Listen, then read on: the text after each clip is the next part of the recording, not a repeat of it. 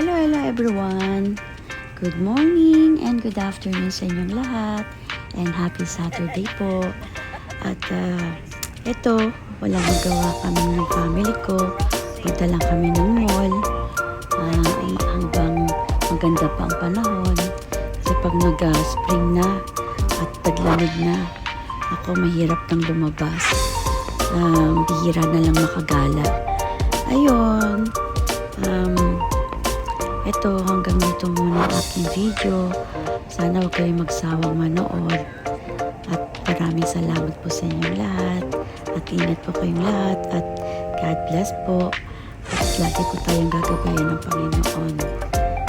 Hanggang sa muli po. Thank you for watching. Bye.